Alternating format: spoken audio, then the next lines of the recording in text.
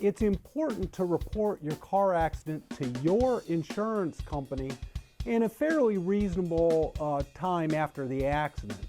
Your contract of insurance with your insurance company requires you to report your accident to them.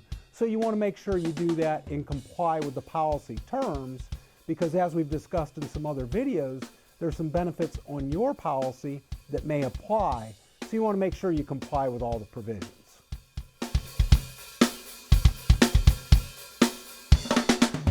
Many times when you're injured in an automobile accident, the other side's insurance company will contact you, and sometimes they'll contact you pretty quickly. What you should do is only give them the information that indexes the accident. What I mean by indexing the accident, I'm talking about your name, your address, the other party's name, your date of birth. Those sort of things are fine. What you want to stay away from is specific facts regarding the accident and specific facts regarding your injuries. Remember, the insurance adjuster can be very savvy and very well prepared before they talk to you. They're not on your side, and what they're trying to do is get information they can use against you.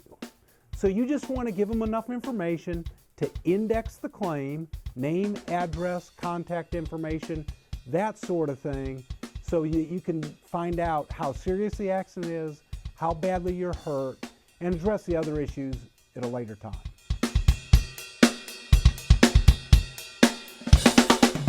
Many people ask whether or not they need a lawyer to handle their case, and the answer is that depends.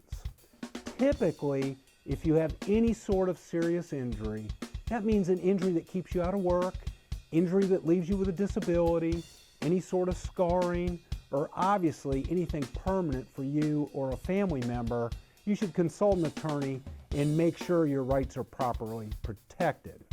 A good personal injury attorney will advise you as to whether or not you need an attorney and should walk you through the process and keep an eye on your case so that if it becomes a case where you do need an attorney, they're in position to tell you so and to take over the representation.